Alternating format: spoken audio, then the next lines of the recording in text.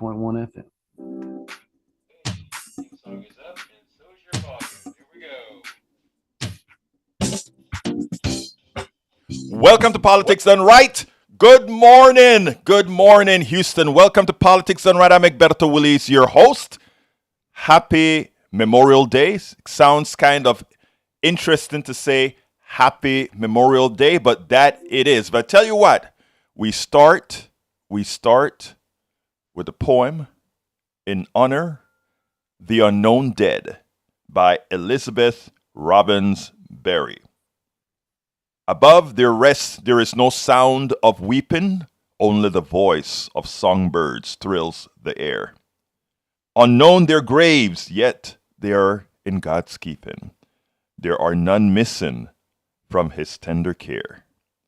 He knows each hallowed mound, and at his pleasure marshals the sentinels of earth and sky, or their repose kind nature heaps her treasure, formed by soft winds which round them gently. We thank all those who served the country, whether in war or peace. And let's remember something that is extremely important for all to know. Serving a country is not solely picking up arms for the country when arms need to be, though it's important. Serving the country is not serving just during war. Serving a country doesn't just mean killing. Serving a country means just that.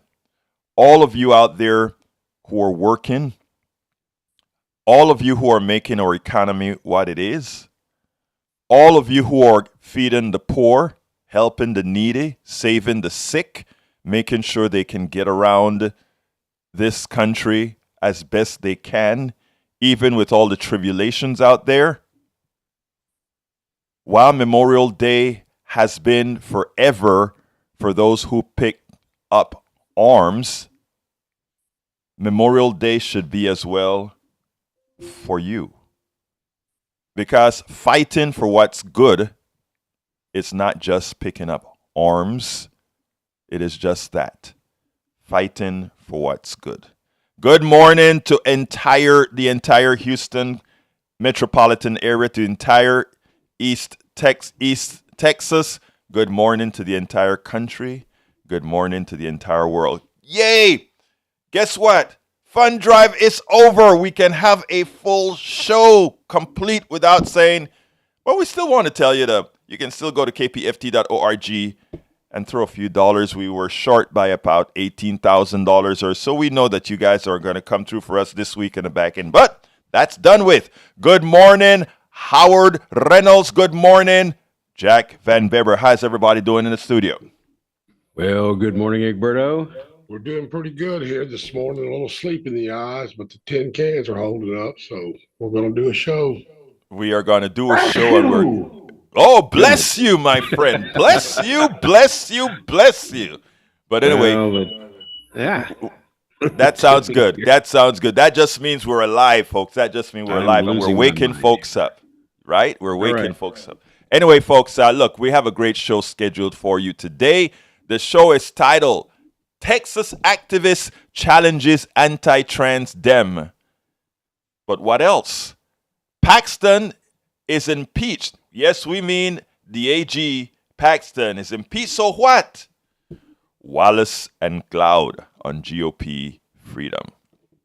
Texas activist Ashton P. Woods is challenging Representative Shawn Thierry, who teamed with the GOP to pass an anti-trans bill. Second, what does AG Paxton's impeachment mean? Nicolle Wallace and Eddie Glaude, they talk a bit about Republican freedom. Or is it really freedom? We're going to talk about that. But you know what I always tell my folks, always tell you guys, this show belongs to whom again? I'm listening. This show belongs to you. So in as much as I prepare for this show every single night before we come out here to make sure that we have something of substance to serve, the only thing of substance that's really important here is what you say that, you may call here and change the subject if you so desire. You may tell me, the things that are really important on our minds right now is X, Y, and Z. And we try our best to oblige. Again, this is your show. This is your program. Call in 713-526-5738. Again, that number is 713-526-5738.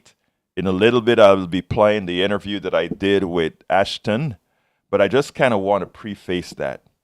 Many times when we see the legislature occurring, when we see the legislature going through what the legislature is going through, sometimes we sit back and think we don't have any choice but to oblige, to acquiesce to what they're doing. I'm here to tell you that's not the case. And the person the interview that I'm going to talk about here is someone who's going to tell you otherwise. It's someone who's going to tell you, hey, I am watching what's occurring in the Texas legislature. And you know what? I don't like what's going on, not because of me, but because it's harming some of my fellow brothers and sisters around Houston, around Texas, around the country. And I'm going to do something about it. I am going to run against the representative that is in my district that is harming others, that's teaming up with others to cause pain to others. And that is what democracy looks like. Democracy means that you are engaged. Democracy means that you are going to say, as Howard would tell you, you vote, you engage, you make sure that things are right. All right, let's bring Kyle in real quickly before I start with this interview. Carl, how are you doing this morning? Hi, Mr. Egberto, but this is Kyle. This is Kyle, the next president of the United States, right? Yes, sir. Hoping to be, though. Hoping to be the next president of the United States. Well, Kyle, I'm just here to give you that positive affirmation before I go to the interview, the subsequent interview. So this morning, I just have to tell you, good morning, you stay strong, and you keep engaged. Okay, my brother? Thank you, Mr. Egberto, but what is the email address again? I did not get it last time. No problem at all, sir. The email address is kpft@politicsdoneright.com. kpft@politicsdoneright.com. You have a beautiful rest of your Memorial Day, Mr. Kyle, and we will be talking. Take care, my brother. Yes, sir. We will. Thank you. All right. Anyway, folks, before I get started, please remember, I'm decidedly progressive. I believe in engaging, listening, and learning from everyone, irrespective of their political ideology. You will never, ever, ever get disrespected by calling into this show. In fact, we aim to ask you to please do call in because, like I said, this is your show, and there's no program without your engagement. There's no program without knowing what you want, what you claim to want, what you want to want. I believe in coexistence, civil coexistence. Yesterday, as I started writing the show, I was in Starbucks, and I was introduced to this guy. One of the baristas introduced me to this guy, and we started talking, and the conversation was probably supposed to be a 5-minute conversation. It turned out to be, I don't know, maybe an hour and a half conversation. This was a super conservative guy, a Republican, etc. And we had such a great conversation. By the end of the day, it was like, we realized, folks, we are in fact in the same boat. We just have to be cognizant of those who are pushing us apart. And that's what we're about. This real progressive guy could coexist, laugh, talk, everything with this very conservative guy. and even come to some commonalities. That's what it's all about. If we can do that, those on top pushing us apart cannot continue to win. Notice I say cannot continue to win because guess what, folks? They're winning right now. They are winning right now. That's why the income inequality persists. That's why wealth disparity persists, because they're winning. But as we smarten up, they can't continue winning. There are many ways to listen to Politics Done Right. Tune in at 90.1 FM, of course. Turn that dial to 90.1 FM. Download the TuneIn application from your Android and Apple stores. Load it up, look for KPFT, and listen on the stream. Of course, you can go to kpft.org and hit that listen button, and you can listen to you can stream the show. You can watch the show as well at facebook.com/KPFT Houston. Again, that is facebook.com/KPFT Houston. And of course, you can watch it on YouTube by going to politicsdoneright.tv. Politicsdoneright.tv. Please call the show live, 713-526-5738, extension numero dos, extension number 2, with your comments or whatever you want to talk about. Every comment is, in fact, appreciated. Please drop me an email at kpft@politicsdoneright.com with suggestions for future topics, just like I just told Kyle, who wants to be president of the United States. Anyhow, folks, 713-526-5738. Extension number 2. Now let's go ahead and listen to somebody who decided that he was going to run after the Congress or the representative in his district decided to do wrong by his fellows, neighbors, relatives, friends, etc. Here we go. Welcome to one more edition of Politics Done Right. I'm Egberto Willis, your host. After the current Democratic representative of the district chose to align herself with a Republican sect in the Texas legislature promoting hate against some in her district, she chose to become a willful ally to deny them the care they needed. The only way to ensure politicians support the will of the people is to challenge them in the primaries. A seat is owned by no one. It belongs to the people. In that light, community organizer and political activist Ashton P. decided to put himself on the block again to serve the interests of the entire District 146. Welcome to Politics Done Right, Ashton. How are you doing today? I'm good. How are you? I am trying to get things that I understand now that you have a great announcement you made this week. Yeah. I actually announced last Friday that I will run against her, and I just put out a fundraising ask via Act Blue and raised about $10,000 in less than 3 days to run against Shawn Thierry. I wonder why. I tell you what, let's get into that. Let's really get into this. You ran against Thierry in 2020, correct? That's correct. And both of you claim that you were there to support the will of the people of your district, correct? That's correct. Recently, Thierry, the person who's in that district now, aligned herself with Republicans to actually harm some of our residents in this district. Why don't you explain the situation? Well, first of all, let me tell you about who I am for those of you who are going to be watching and listening. My name is Ashton P. I'm the founder of Black Lives Matter Houston. I've been in Houston since I was 20 years old. I came with Katrina. I started the first Gay Straight Alliance in a high school in New Orleans, all Black high school, and I've been an activist ever since for Black lives and everybody for that matter. I'm not one of those all lives matter people, but I believe that allyship, like Shawn portrayed herself to be, Representative Thierry portrayed herself to be, is to be an ally to folks that you demand allyship from. So you can't say Black Lives Matter without being an ally to other people. So for supporting people who don't look like you, who might be AAPI or Latino, brown, Black and brown, right? And so the district, the reason why I say this is that this district is made up of so many different types of people. And her vote for SB 900, SB 14, and I think 2751, the will of people did not tell her to vote to remove trans-affirming care, gender-affirming care from trans kids, and to spout unscientific not proven data to support her claims when she could have just said that she was anti-trans and anti-LGBTQ. Now, when I ran against her in 2020, when the primary hit, she beat me by 4,000 points when I primaried her. That was a strong showing for somebody who only raised $7,500 compared to the $100,000+ that she had and spent for the primary on her end, right? So I overperformed her. I put out 5,000 push cards and I got 5,695 votes from 5,000 push cards and 150 signs, yard signs that I bought from donations from all over the country, mostly in district. And what I have to show for it is this. I had all the endorsements. I had the LGBT caucus endorsement, and I believe that she was resentfully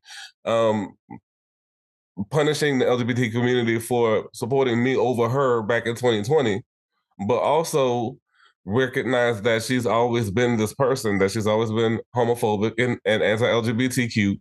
She's been with the Houston Baptist Ministers Association alignment. If you're familiar with them, they voted. Yes, I remember when we had the equal rights ordinance. exactly. We almost had an equal rights ordinance in 2014. In 2015, it was on the ballot. It got voted down, and Houston lost a lot of business because of the anti-LGBT rhetoric and the no men and women's restrooms BS that they were spouting. And here it is again. She voted to ban trans athletes from playing on the sports team with the gender identity that they're currently going by. They keep putting this as a groomer thing with the bill for gender affirming care, where Texas Children's Hospital just announced today that they're going to go ahead and stop doing the gender affirming care after their data got leaked to the Attorney General and the governor recently via someone who hasn't been identified yet. And basically putting people in danger. That's a violation of HIPAA. That's a violation of federal law, privacy laws, based on from what I understand, your medical bill of rights. Right, absolutely. Positive. And the medical bill of rights came from the protest that happened in 1986 that coined the phrase "nothing about us without us." HIV positive people are the people who came up with the medical bill of rights that you benefit from today, and that was violated. Those trans kids their rights were violated, their privacy rights were violated by that. And so you have people. I have a supporter who donated to me recently, who wouldn't take a refund back because she has to flee because her child was on that list of people who was leaked to the government, the state government. And they have to leave and go to another state because they think they're in danger. And so that's why I am running against Shawn Thierry, among other things. You're banning a book, adding to the anti-CRT critical race theory, which is a phrase that is non-existent, is not real, is made up, just like any other disinformation that's come from a big lie. And so now you've taken and you've done something, you claim— Wait a minute.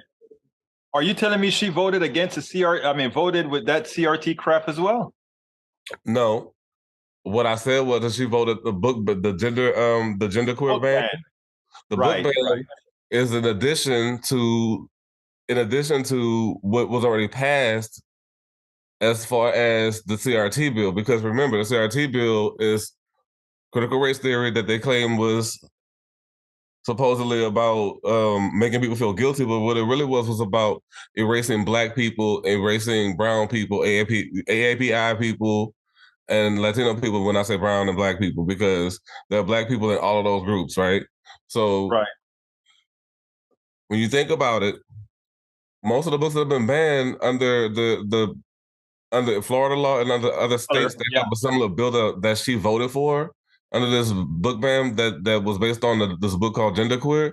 Most of those books are written by Black people. This is a race issue, and she claims that she's being racially attacked by this, but her privilege and her bias as a cisgender straight woman who has light skin privilege and presents very culpable with white people is saying that it's basically throwing a rock from a rented glass house and saying, "Oh, look, you're attacking me. You're a vicious or vile activist coming at me because I voted this way. I'm only trying to protect the children. But the thing is if you voted for that book, you're not trying to protect the children. You're trying to hurt someone because you're taking care of Let me stop you there because I'm reading the state. She had a statement that she put out called a statement on voting to raise the age to 18 for gender modification treatments and surgeries. And here's her major reason, and it's in her first paragraph. It says, after hearing from constituents, listening to stakeholders, and reviewing the scientific data in this country and around the globe, I am assured that this position is rooted in sound policy, which supports the health, development, and overall well-being of minors. That's not a true statement. No, that's not a true statement. That statement also says stakeholders. The only stakeholders involved is the doctor, the person going through the gender, the personal doctor, the person going through the gender change prescriptions, etc., and the parents. Nobody else. That's right. Those are the things. And if you're going through these different, if you're the doctor giving the medical treatment, if you're the parent allowing the medical treatment, and if you are the kid receiving the medical treatment after going through the psychological rigor that you go through, those are the only stakeholders that matter. Well, yeah, and the scientific data that she's citing, she can look at the DSM-5, which is the federal government's database on mental health. I'm a sociology student. She's a law student. She should know better than to spout information that she couldn't verify herself. This is, as I stated before, this is based on misinformation, part of the big lie under Trump. It's the same thing as the election. It's all tied together, connect the dots. She's supporting an agenda under a Democratic banner by attacking the LGBTQ community when she doesn't realize that there are black LGBT people who live in her district who have voted for her repetitively, who she is hurting, who she did not contact as stakeholders, who have tried to reach out to her, who she has deliberately ignored, who she was called out on Twitter for ignoring, actually, as a matter of fact. And when I was talking to KXAN in Austin, I was told by the reporter that the manager said that, well, she was censored by the Maryland Democrats, but the Maryland Democrats has a lot of black membership. They just can't show up to the meetings, just like they can't show up to the Texas legislature. They go to work every day just like you and me. They can't choose between the bus fare, the light bill, and the dollar menu babysitter to go to the Texas legislature like most of the people who did not look like me or you showed up did. That's the reality of it. But the other thing is that same effort that they put forth in claiming racism and, it's just the white people trying to do that dog whistle BS about erasing the fact that black LGBT people actually exist, that homophobia, that transphobia, all that anti-LGBT madness can be squashed by one thing. Every state representative has an office that the state requires. If a constituent can't make it to the Texas Capitol, they are required by law to allow that constituent to testify remotely from the district office. She has a district office in the Sunnyside Multi-Service Center that she just opened, the new one. And so where was she at when those constituents needed to be notified? I get emails from all of the representatives all the time, a weekly email talking about what happened this week and that and the other, but who has time to check email when a lot of times they talk about rural people who don't have data and internet like that and are doing things on the phone just like that? This is the hood. I'm in Sunnyside. A lot of people use the internet from their phone. A lot of people have limited data on their phone. How are they going to know to do this? How are they going to know where to go? That's outreach. When was the last time she had a forum talking to constituents instead of stakeholders like Max Miller, who voted who was a part of the Houston Ministers pact that I was talking about earlier, to come out against the Houston Equal Rights Ordinance, which would have gave us some type of reform to talk about being discriminated against for being black, LGBT, or otherwise anything, woman, man, regardless of what we identified as some type of protection. We still don't have that protection to this day. And so almost 10 years later, in 2023, we don't have those protections, and she's still taking pictures to this day. Right now, in a picture, I just tweeted about it, like right before I got on with you, with Max Miller, the same bigots who were talking about to the LA Times they can't support same-sex marriage. Well, I was at the Supreme Court with Jim Obergefell when same-sex marriage was being heard. I was in the room when we found out that I had the right and millions of people had the right to finally get married because of Obergefell v. Hodges. And so when people like her erase people like me, it sparks something in me to run, not just because of the LGBT issue, but because I want to know why we don't have sidewalks in this area, why we don't have fire hydrants. Let me stop you right. Let me stop you right there. Hold on. Things like that. It is important for people to see that if their representative, irrespective of party, is not doing what is necessary to serve the people, in fact, on the program today, that's what I try to tell people. They say that the government doesn't work for them. The government will work for you if you become the government as it was intended to be. And right now, what I see you doing, Mr. Woods, is that you're saying the government did not perform, your representative did not perform, and you put yourself up on the block to serve. So my next question and last question to you is, what will you do if elected into that position? Well, the first thing I'm going to do is what I'm going to do while I'm running is I'm going to go talk to the people. I'm going to have forums quarterly or how often as I can to talk to the people about what they need. I know that if I stepped outside right now, there's not a sidewalk that I could walk on from my front door off of Scott and Reed where I live. Right? There are no fire hydrants. Those little blue hydrants that are around Houston. Those are not fire hydrants. Those are water mains. There's streets that don't have stop signs or traffic lights, and people fly by, get hit. Those ditches you can fall into when it rains and get swept away because they're so deep. We need people to understand that there's an infrastructure issue, there's a public safety issue, not policing, but infrastructure as a public safety issue and a quality of life issue. If we give people the things that they need, like making sure that we work with the grocery stores that are in the area or the corner stores in the area to make sure, for example, the items that they're selling are not past expiration, and to make sure that we have facilities for people to get deodorant, tampons, different toiletries that they might need so that they can go to work and be fresh, right? Thinking about in this district about how I live right down the street from a high school, and I hear a police siren about 3 or 4 times every morning around the same time, around 5 a.m. And they just do it to intimidate people, right? And thinking about the idea that that same school down the street is a black school, which is something that I wanted to get into. The idea that she wanted to push metal detectors, which is something that is something I'm against. I'm for the panic button bill, but think about it. That's the school to prison pipeline tie-in. Black schools with metal detectors, and then you want to arm teachers. And I wrote about that. I can send you the link to that too. Who's aiming at who? A teacher from Conroe or from Richmond, Texas, outside of Houston, could not have any relationship to any of the community or the children who go to that school. It could easily pull a gun and shoot a student because he looked at them the wrong way, right? And so we have to think about how we are coming from a place of privilege. If we are coming from a place of privilege, like I feel like she is, in context of her bills, so she's not thinking about how she promoted maternal mortality rates without talking about trans masculine people. When we're talking about people who exist as they are, you're taking their life chances away from them. You're wrecking the quality of life, and people are having to leave because of it. And I'm voting against her and running against her to let her know that she can't do that she cannot align with these Republicans and hurt people who look like her while saying Black Lives Matter. She didn't even show up to the Uvalde event that we did last year. And it's a year later, right? Right. So you think about how all these things work hand in hand. It's about the cruelty. It's the cruelty is the point.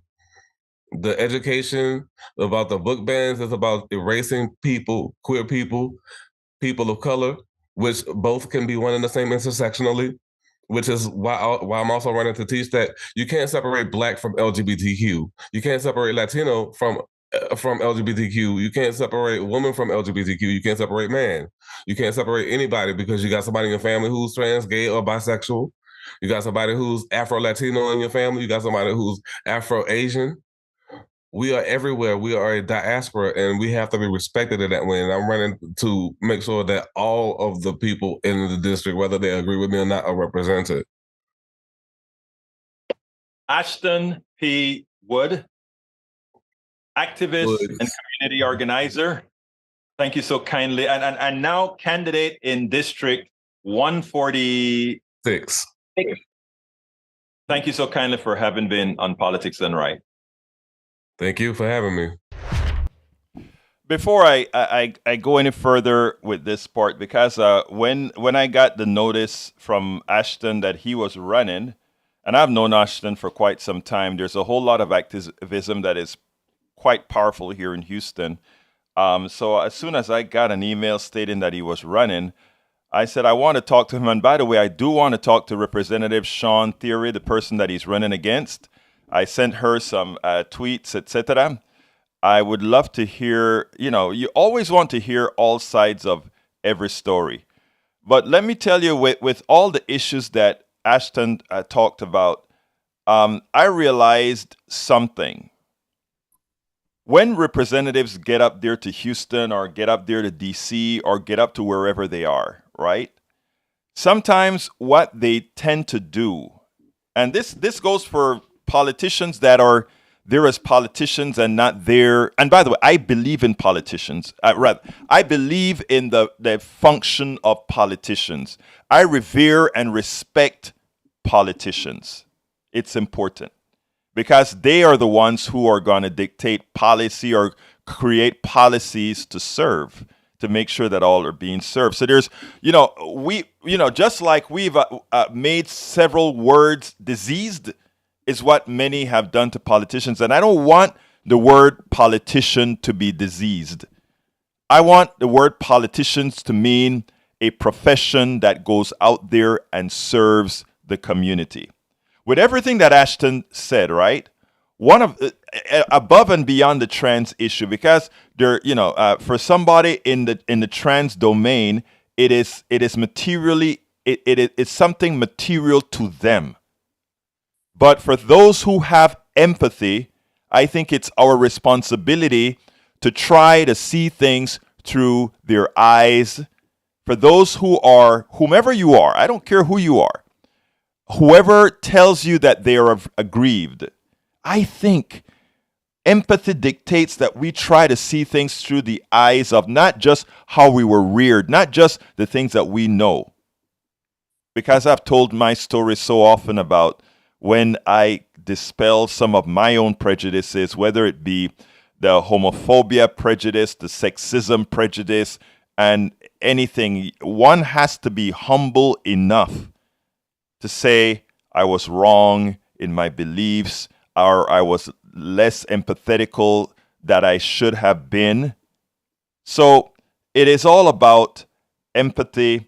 But now that politician that goes out there to represent a particular district, and you hear Ashton talk about getting out of his home to a place where has no sidewalks, getting out to a home where there are just ditches for drainage. And we did a story, I guess, a couple weeks ago that kind of illustrated where in Houston, where you find open pit drainage as opposed to other parts of Houston.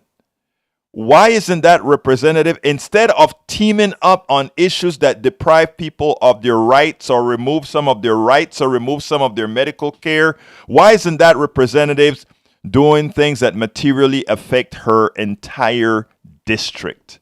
And those are some of the questions if and when I get the honorable representative to come on to the program. And this goes all over the country, folks. This is the thing that we should be doing all over the country, is asking the questions.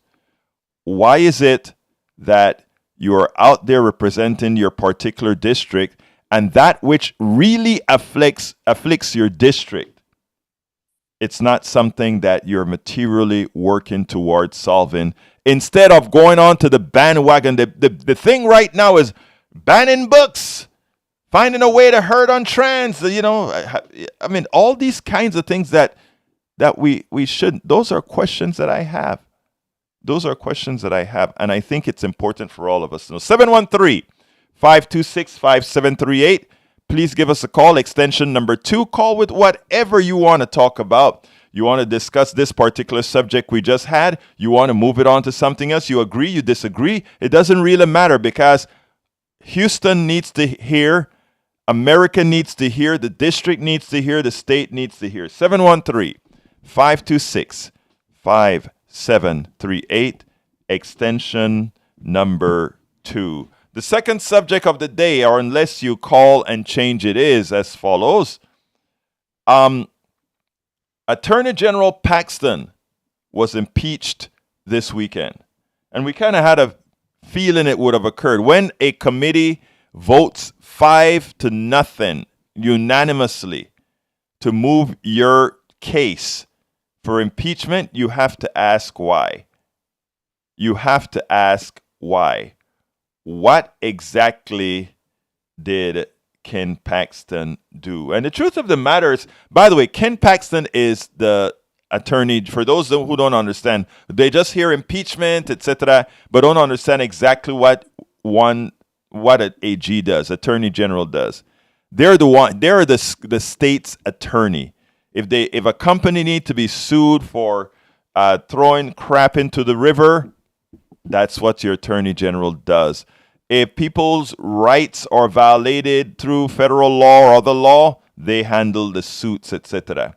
But it so happened that this Attorney General, 1 year after being in office, he was already suspect. You know, the Texas Tribune says as follows: Attorney General Ken Paxton, who has been at the center of several scandals, was impeached on 20 articles of impeachment by the Texas State House Saturday. I mean, they worked on the weekends to get this job done. He is now suspended from his office pending a Texas State Senate trial in which senators act as jurors. Paxton, the state's top lawyer and one of its most powerful and controversial Republicans, has faced criminal investigations, legal battles, and accusation of wrongdoing for years. But after he requested $3.3 million in taxpayer funds to end a lawsuit by former staffers who accused him of on-the-job retaliation, the Texas House General Investigative Committee began looking into accusations of wrongdoing. The Texas House of Representatives holds the power to impeach, and the Senate must conduct a trial. And so it's up to Dan Patrick now, our lieutenant governor, to decide when the trial for Ken Paxton would begin. This guy started with securities fraud, folks. That is how he started his tenure the very first time he served us as our Attorney General. Who starts a job under that cloud? But let me tell you what is most disconcerting about all of this. He was voted back into office this the third time. When ideology beats integrity, when ideology beats morality, it's the same thing that we see with Donald Trump. Doesn't matter that he's now not just alleged to have violated women, he has now been found to have violated women, or in this case, a woman, for which he has to pay millions. We all have documented that he ripped off 501c3s, even his own. We all know that he created a university that wasn't really a university, but he ripped people's monies off to give them the semblance of it being some sort of accredited school. We can go on and on of wrongdoing, hurting people. And there's a sect in our society, because of our ideological bent and ideological cancer, that continues to keep some in office. Again, there has been a soup created that allowed many of us to know we shouldn't be doing X, Y, and Z, but still do it because of ideological reason. Ken F on the internet says, "Hola, ¿cómo estás, mi amigo? Estoy muy bien, señor. Muchísimas gracias por estar escuchando y mirando el programa." Thank you so kindly for listening and watching the program. This program, of course, is yours, and without you, there's none. So please, if you have anything to add to the discussion before I go to the next subject, give us a call, 713-526-5738, 713-526-5738. Let me put Howard on the spot here before I move on to see if Howard wants to add anything to the discussion at all. Brother Howard, and how are you doing, sir? Yes, we're doing fine back here at the studio. And the only thing that I would add is they're taking the right approach. Run against the person that's doing the harm. Run against them. Get some votes. Get active. You know, make it a grassroots thing, because grassroots things do take off. So if you see something, say something. Get in touch with your representative and say, you know, I've got a voter card here. Do you want to remain in office? Vote them out. I don't want to get on my soapbox this morning because it's your show. Well, no. Let me tell you something. No, that's not. That's a false statement, Howard. I'm sorry. That's a false statement. Okay. It's our show. It's the people's show, really, and I mean that. You know that. Well, you know how passionately I feel about getting out and voting and making your voice heard, because you got to do it. You just got to do it. And Memorial Day of all days, those are the people who died for your right to vote. How dare you not vote? Exactly. How dare you not vote? Honor those people, because they didn't get to live their lives. They didn't get to, have children. Some of them didn't get to have children. Some of them left children behind. They didn't get to raise their children. They fought for your right to vote. Now go do it and vote these people out, or vote these people. So there you go. Exactly right. But before I move on, I just want to give Jack Van Beber a word here, because Jack sent me, it wasn't a poem, it was a long sort of an essay by text. Hey, the longest text I get is usually from my brother called Jack Van Beber.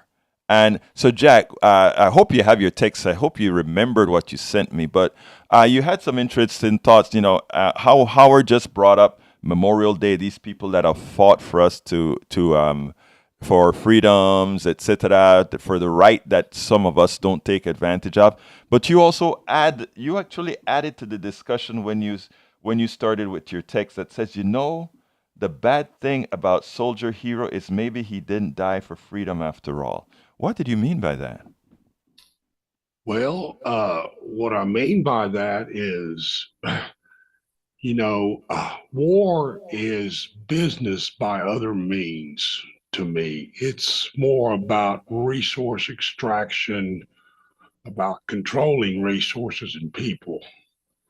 So I don't want to demean the soldier at all, his effort, but what I'm saying is, we honor our soldiers and we honor what they do, but what we're told they're doing may not be the real reason that they've gone to war and risked their lives. Yep. Jack, I want to hold you right there, because I want to tie that in with what Howard just said about voting, about taking the responsibility. We today honor our soldiers. Today's Memorial Day, and we're honoring our soldiers. But when we tie into what Howard mentioned about voting, it is so important that we realize what you just said, Jack, about what are they fighting for. We honor them, but those who sent them there are the ones we, the people, put into power. And if we find out that we, the people, put into power those who pretty much have demeaned the lives of those who are out there to serve, that's on us. Go ahead, sir. Yeah, in that little piece I was talking about, how the soldier lays down his life for freedom, is one thing. But if the soldier is having his life taken away from him for profit or power, that's a whole nother. And that is the core of why I wanted to talk about what you sent me, because that is exactly how it is, sir. Exactly as you just stated there. Yes. He is going there for the right reason, but I mean, he's going there to defend the country. But is he doing it on false premises? You know, it's like the person who, well, I won't use a religion example, but so anyway, I wanted to highlight what you sent me, Jack, because it really touched me as I read it, and I'm like, Jack hits the nail on the head. All right, brother. Absolutely. Yes. He hit the nail on the head. So I mean, I think that was an important. So thank you for sending that out, my brother. That was a good piece right there. But anyhow, so Paxton got impeached, and now, if you notice, the governor is quite silent about it. And let me give you an explanation as to why he is silent. Paxton got voted out by 120 something votes. Again, here it is. 120 something votes to 20 something votes. In other words, overwhelmingly impeached. Overwhelmingly impeached. And so far, the governor has said absolutely nothing. One should ask why. And before I go to Raymond, I'm coming to you right now. The reason why, there is a certain group of people that still have the support of, and those are the people that the governor needs to continue with the ruckus that he's doing. So for him to come out and assign a new attorney general while this trial goes on, he may get the wrath of the absolute right. He doesn't know what to do right now, so he's quiet. He hasn't said a word. So right now, Texas, you have no AG, no official AG. Raymond, come on in, my friend. How are you doing today, sir?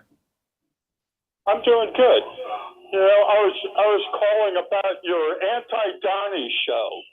My anti-Donnie show. Okay, why don't you turn the radio down a little bit, my dear friend, and then we can go ahead and talk with whatever you want to say. Go ahead, sir. Okay, you know, why KPFT has anti-Donnie shows, I don't know who you think you're persuading, but as far as schools go, how many people do you think went bankrupt because of Donald Trump's bogus university? Okay. Take a wild guess. A couple thousand? I don't know. I honestly don't know. Okay. How many people are in perpetual want of going bankrupt because of Joe Biden's anti-bankruptcy law that kept people who took out loans like when they were 18, getting out of high school, hoping to do something good, and are saddled with debt for life? You know, I think people have to take a good look at why we got Donnie and the right-wing pigs, war pigs, like Joe Biden. Like Joe Biden, who was 100% behind Iraq. He was a Dick Cheney Democrat as the head of the CFR. He wanted to bomb Belgrade in the manner, his words, of Nazi Germany and Imperial Japan. He's 100% behind his mentor is Brzezinski, Zebig, whose maybe greatest quote under Carter was that Muslim terrorists are a construct of the CIA. Raymond, first of all, I want to thank you for calling, first of all. And not only I want to thank you for calling, I want to tell you that there's a large percentage of what you just said that is actually correct. All right? It's 100% correct. You tell me what isn't correct. Sure, that's why we're having a dialogue here. Okay, let me just say, first of all. I'm partly correct. Well, tell me what was incorrect about what I just said. Okay, let's do this. Let's do this, and I ask you this with respect. Let's talk. I'll listen to you. Respect. You tell me what was partly incorrect. Sir, you have to give me a chance to answer you, like I completely listened. Like I completely listened to you, right? I mean, we don't have to rush this, or we don't have to do that. We can have a civil conversation, correct? You tell me that I'm partly correct. Tell me what's Yes, incorrect. and that's where I'd like to go, but I'd like to do it in an organized. Tell me what was incorrect about the war pig Biden in the White House. First of all, Trump came about. You are correct that Trump came. I'm not talking about Trump. I'm talking about Biden. No, you're talking. Wait a minute. You actually start out. You did start out the conversation with Donnie. That's how you started. And you had no idea about how many people went bankrupt under Trump University. So Yes. now that you have an idea, we know that millions are bankrupt perpetually, can't claim bankrupt, but are broke because of Biden's anti-bankruptcy bill. Actually, that is not. Let me explain a few things to you. Sir, the way let me ask you something before we continue. Let me ask you something, Raymond. Let me ask you this, Raymond. Okay, one of the things that the reason we get into the fiddle that we're in right now, right, is because folks rile each side up, like you are sort of riled up when you're talking to me right now. I've never voted Republican in 50 years. Sir. You're the now pretending that somehow Joe Biden and these sold-out corporatist Democrats are going to change one GD thing. They're not. They didn't. Raymond. In wages. Listen. Let me tell you something, Raymond. Do you want a successful country or not? Yes or no? Hey, what kind of question is that? I'm still asking for what I was wrong about. Again, what I'm trying to do is before I even answer your question, like Joe Biden, I want to give billions in weapons in mass. We wonder why people are getting shot up in schools. Look what we do. Billions in weapons. Raymond, you're not calling for a conversation. You're calling just to put your point of view out. I'm asking for what I was wrong about. You questioned my correctness about Joe Biden, and you so then. Be quiet and listen. Tell me what was Be wrong. quiet. Be quiet and listen. That's how we don't listen when I'm not understand respect. You said I was partly correct. You tell me what was incorrect. You respect me. You be honest. Raymond, I tell you, Raymond, I try to have conversations, right? And I'm not going to I won't let your anger dictate the way the conversation flows. If you want to have a civil conversation, we will. If you want to simply be on one side shouting, I don't do that. Call Hannity. Call one of these other guys. I have civil conversation. Do you want to have a civil conversation or not? It's that simple. Do you want one or not? He hung up. Okay, good. Well, we won't look. The thing about and I won't go there. I won't get involved, folks, at all. I entertain every side, absolutely every side. What I will not do is have a shouting match against each other because I don't do any service to the rest of the audience by us just going at each other that way. That's not how it works. He had a statement about Donald Trump. And about what the negatives he does versus what Biden does. And the thing about the way he talks, and Johnny, I'm coming to you in a second. The difference here is this, right? When you start, when you have partial truths, which he does have, what created the MAGA right wing, etc., is a lot of stuff that the people purportedly on the left are doing, but it's not the whole story, and you have to answer it in a calculated way. I am not going to answer it under the pretense that he comes across Biden is bad, because that's not how it goes. If I had to compare Biden to Trump is a lot more evil than Biden could be, and I can enumerate them one at a time. I won't do it now, but I want to throw it to Howard before I go to Johnny. Go, Howard. I think a lot of people have wondered how Donald Trump became such a figure. Make America great again. Well, that's what he promised. I don't think that he delivered on it. But the Make America Great Again appealed to the disenfranchised middle-income folks who were being crushed. Right. Getting out of jobs. Yes. Jobs were being sent overseas.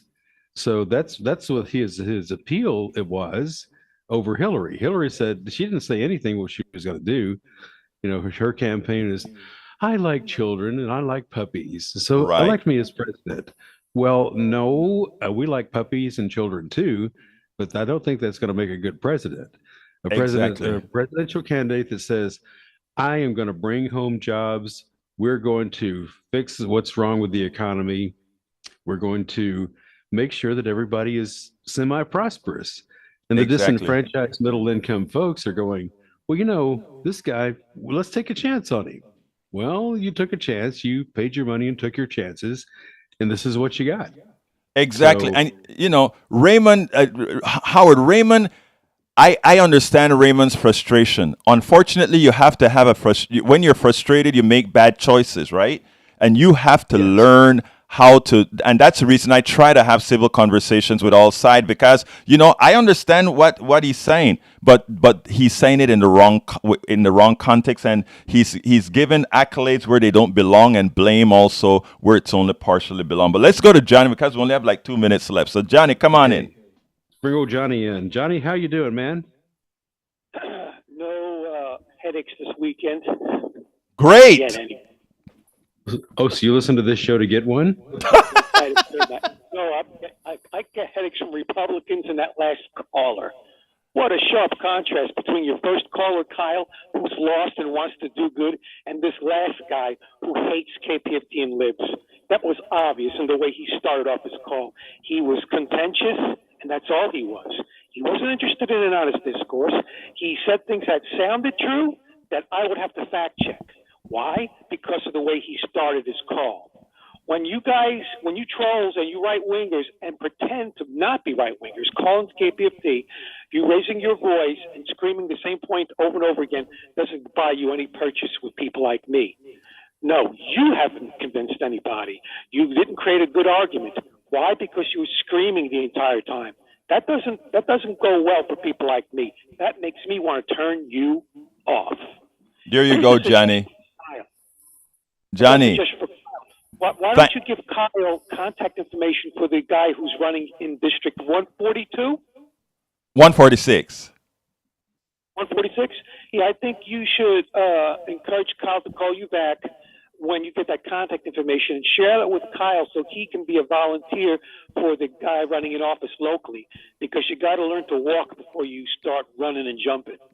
You know, thank you, Johnny, for calling. I got to go now because Howard is going to kick me out in a minute. So let me give my kind of a closer. Thank you for calling. Thank you for listening. Folks, this show sometimes can be too short for the things that I want to talk about. But I don't want you all to hate on Brother Raymond who just called, okay?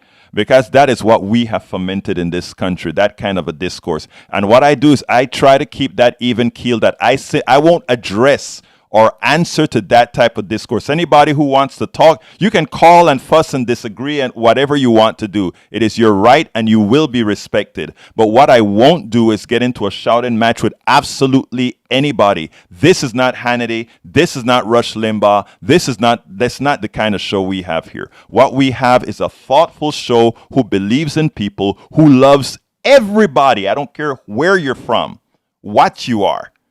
But we are going to treat each other when we have this program with respect. Everybody who calls into this show will know they will gain respect, but also I respect the audience and will not continue that type of a framing. My name is Egberto Willis. This is Politics Done Right, and you guys know how I end this. Baby, I am what? Out! KPFT artist